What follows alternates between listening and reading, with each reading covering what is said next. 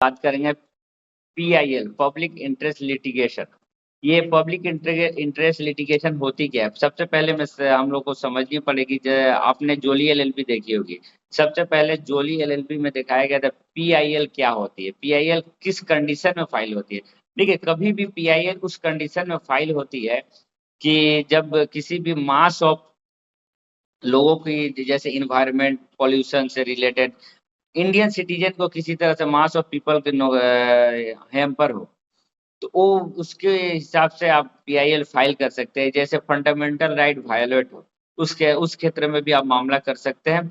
Supreme court और high court में दोनों तरह से मामला कर सकते हैं। 226 आर्टिकल 226 के जरिए हाई कोर्ट में कर सकते हैं, 32 के जरिए सुप्रीम कोर्ट में डायरेक्ट अप्रोच कर सकते हैं।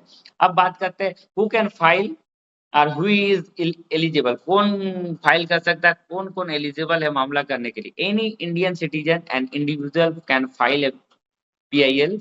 Social action group, NGO, trade union or association can file on behalf of public interest.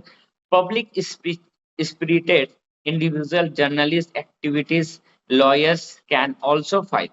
The court have relaxed the strict requirement of locus standing. You need not be the directly aggrieved person. You must show that the petition concerned right of matter of public interest in will benefit a class of person।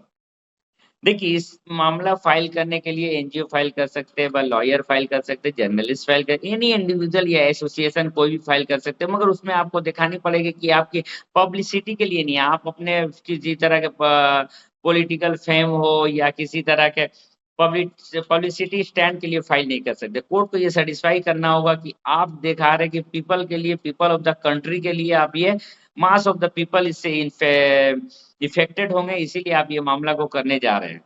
अब बात करते हैं where to file the file which court, माने मामला कहाँ file होगा। देखिए, Jolly LLB में जो दिखाया गया था कि डिस्ट्रिक्ट कोर्ट में फाइल होता है, डिस्ट्रिक्ट कोर्ट में मामला फाइल नहीं होती है।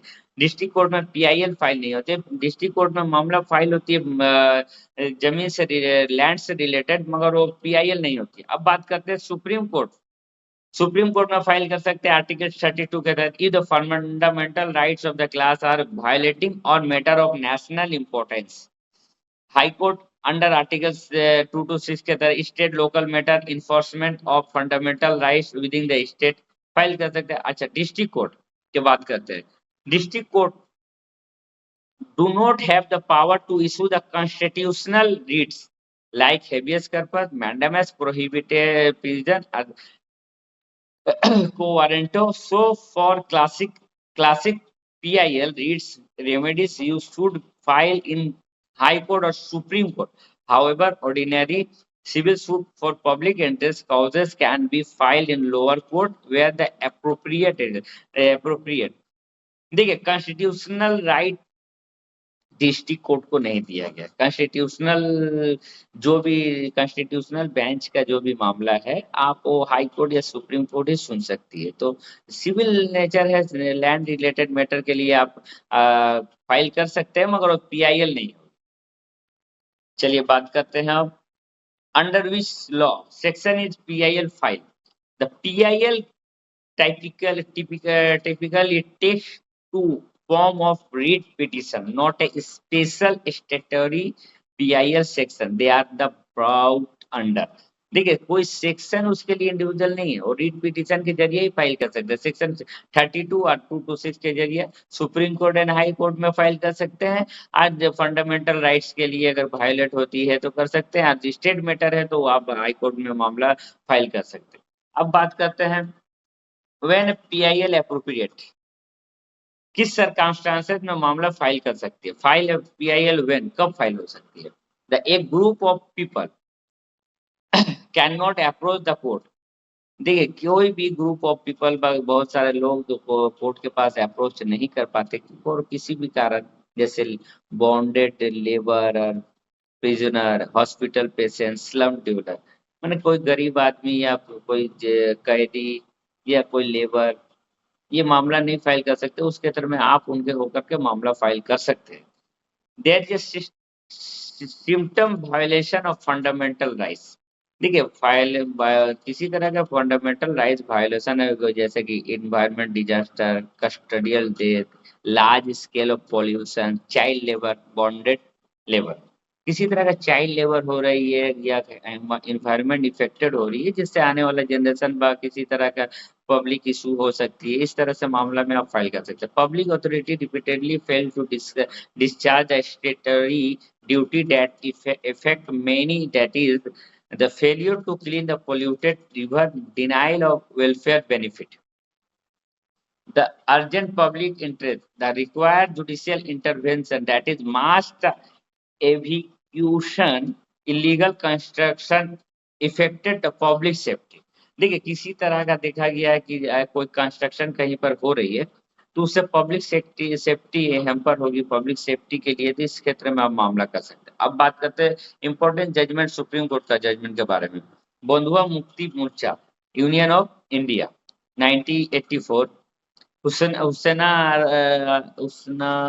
आरा खातून, ये जो पीआईएल है 1979 का है। आईएमसी मेहता केस से 1980 का है। एसपी गुप्ता एंड अदर्स है। इस सारे केसेस में क्या है कि कोर्ट ने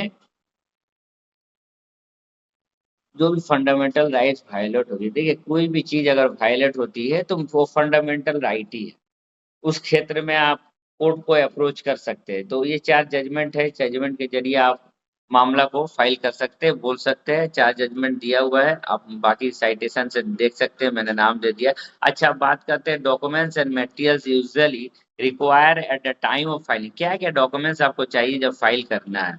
draft writ petition plain with focus ground and prayer format, conventional writ petition format, affidavit in support, sworn affidavit verifying fact and truth of the petition, code insists on a supporting affidavit, copy of the supporting document, newspaper clipping, photograph, medical records, FIR, government order, policy documents, statutory provision relied upon the RTI really replied if the any inspection report, expert report।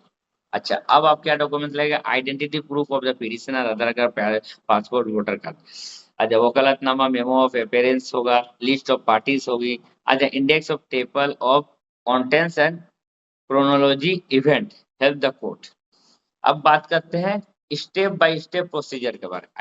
Identify cause and beneficiary, who is affected and how many classes of person, collect the primary evidence, duty documents, photo, RTA reply, medical officer affidavit वगैरह। Draft petition कर सकते हैं article से, draft list of respondent कर सकते हैं, file appropriate court में file कर सकते हैं मामले। ये 2 जगह आप मामला फाइल कर सकते हैं। अब बात करते हैं pay to court fees, often the nominal for writ petition and submit a copy as per rules, furnish an affidavit, serve the copy to respondent. देखिए कॉपी रिस्पोंडेंट को सर्विस करनी पड़ेगी जिसको आप पार्टी बना रहे हैं। Internal relief hearing and on admission if agency soon court में ग्रांट एंट्री में, ये सारे कोर्ट का मैटर है। अब बात करते हैं can the district court entertain the PIL. देखिए अब आ गई बात उसी तरह से आपका Jolly LLB. No for constitutional writs relief habeas corpus mandamus जो है you must go to high court, article 226 कहता है, द सुप्रीम कोर्ट 233 कहता है। District court are court of originally civil criminal jurisdiction but no do not issue the writ under article 32226 for statutory remedies or ordinary civil suit in public interest. District court may be appropriate in some situation, for example, to restrain a local wrong under civil law। देखिए